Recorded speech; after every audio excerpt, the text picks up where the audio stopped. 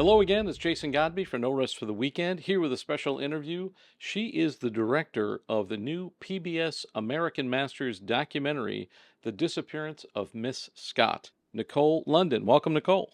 Thank you so much for having me. It's an honor. Hey, thanks for doing this. I know it's kind of last minute. You're getting ready to for your screening tomorrow night, which is awesome. My first question is, so this is a documentary bio of Hazel Scott, but I don't think a lot of people have heard of Hazel Scott.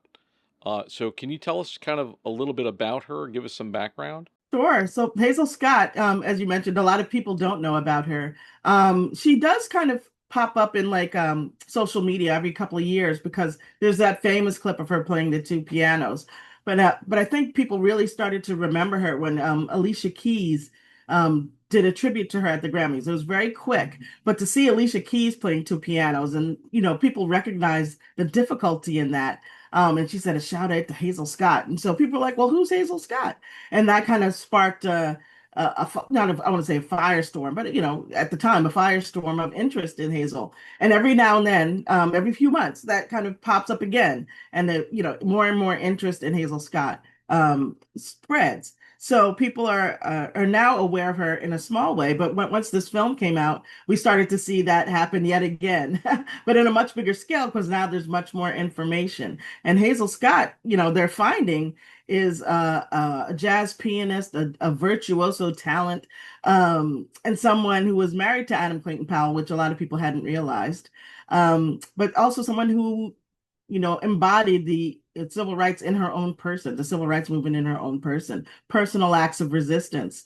And there's so much there that is really interesting for audiences to discover. She was one of those people, like, it's sort of like the movie Hidden Figures, or what we've recently learned about, like Black Wall Street and things like that. This was stuff that's just not taught in history classes.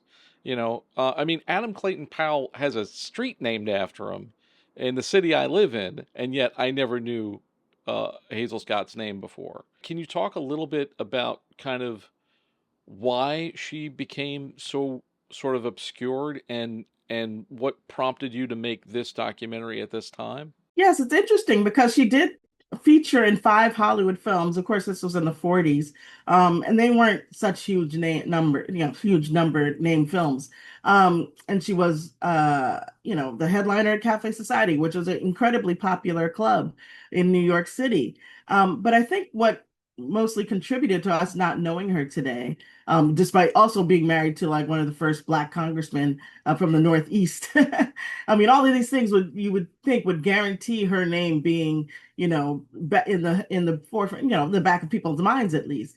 But as I mentioned before, she had an incredible, I guess, reliance and confidence in her talent, and an incredible reliance and confidence in her own convictions. And I think that's a big part of what contributed to us not knowing her today. She never, she insisted that audiences had to be desegregated when she played them. She was never afraid to speak out against injustice whenever she saw it. And that inevitably ran her into trouble when she was named as a communist or communist sympathizer in the book Red Channels. And Hazel being Hazel, never wanting to lay down to a fight, she decided to take the fight right to Congress, and demanded an audience with them to defend her name. But in the consequence of that, Congress didn't care, pretty much. And the advertised at what I forget almost forget to mention is that she had actually been the first Black woman to host her own nationally syndicated television show. This was in about April, started to think about in 1950. And this also, her testifying to Congress also happened in 1950. The advertisers got nervous about that. The network got nervous about that. And ultimately the show was pulled, even though it had been doing incredibly well in the ratings. And so that show was pulled and then ultimately destroyed. And so there are no copies of that show that we know of to this day.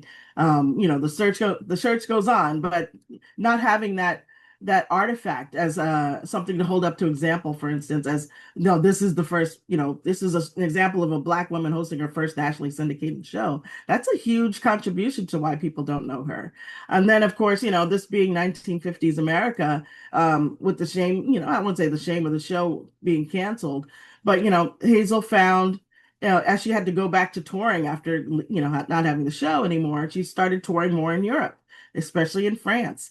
And the reception that she received there, the the racism wasn't as virulent as in America at that time. And so she was able to find like a certain kind of peace. And so she took herself out of the fight, out of the game for over 10 to 15 years. And this was at the time where the civil rights movement, had caught up to what she had been doing. And I do feel that if she at least had been here as well during the, Montgomery bus boycott, being a face to add her fame to the cause, we would know her better today. But she was, in a lot of ways, you could say she was almost chased out of America by by everything that she'd been fighting against. I was kind of shocked to find how like early she was doing this stuff. I mean, they talk about like the Chitlin circuit down south, and they talk Mhm. about it's in the movie Green Book, which has a mixed reception. But one thing that was true is that if a black performer went to the wrong venue, they could get lynched. Yeah. Like this was serious stuff happening. I mean, I heard a story about Chuck Berry. So he was playing in the 50s, and there would literally be signs that said Chuck Berry playing tonight, and he'd show up and they said you can't come in here. And he's like, I'm Chuck Berry. like. So it really is, it's a films like this are a reminder in a way of how far we've come, but they also feel like a milestone to see how far we're going back in many ways, and how much of the civil rights movement is under fire right now in terms of rights, especially for people of color. Is that part of the timing that you wanted to? It was like, hey, this is the time for this type of piece? Did that have anything to do with it? No, it actually just took that long for it to come out for us to be done. But it is interesting that it is coming out at this moment because there are lessons I think that can be had from Hazel's life that, these, simple personal acts of resistance can have a huge impact. You never know who's watching, aside from, anti-communist, you know, but Martin Luther King had said that the first time he sat in a desegregated audience was at a Hazel Scott show because she didn't just play Chitlin Circuit venues. She played big halls in big towns. When she went to Charlotte, when she played Texas at Texas college in Texas, and that was a story that we highlighted in the film. That if she had it written, she used her personal, her cachet, her talent, her notoriety to demand in her contracts that she would not play segregated audiences. And so that's how she impacted Martin Luther King, because, I think he could see that this is something possible. That impact helped carry him forward. But, when she ran into that, they would still have to pay her fee. So that's an incredible amount. Can you imagine the moxie it took to write that into your contract? You had to know that you were that girl to be able to do that. She stood up for the Black women on her Hollywood set, held up production for 3 days so that they would be able to wear nice clothes and look presentable when a costume director or the production wanted to make them dress down to make them look more subservient. And she said these women would want to be shown in all their beauty and then, and showcase their talent, not just, that they're domestic workers. And so she held up production, and that ultimately ended up ruining her Hollywood career. They said she would never work again in Hollywood. And that proved to be true for almost 40 years. Um, taking her stand to Congress. So these personal acts of resistance are an incredible lesson that we can take with us from this time. Like I said, I was kind of shocked just to know who this person was. Mhm. And of course, she's an extraordinary talent.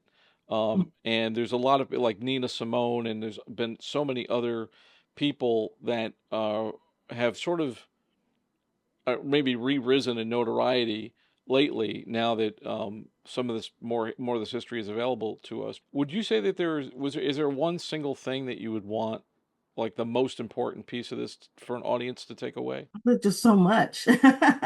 There's so much about, the power of Black women friendships, especially in the entertainment industry. Again, the personal act of resistance. Uh, yeah, I think that people could take away that, a reliance, to be able to trust in your own talent, to trust in your own genius, and to trust in your own, your own convictions, whether they be political or social. Those what you believe is right, you have to act on that. And believe in that, have that confidence to know that you'll be okay, no matter if you even if you lose, like, I guess, your notoriety. Some things aren't work on some things aren't for sale. I thought that was one of the remarkable things about her was how, just how out there she was in a time when it was literally dangerous to do that. Like, I don't think people now understand the level of, even though she was famous, famous civil rights leaders got murdered, Right. you know. So, and she could have been one of them. She could have been next to Martin Luther King and Malcolm X and Medgar Evers, and the list goes on. Right now, you're doing a screening. We're taping this just before your screening, but tomorrow night here in Harlem.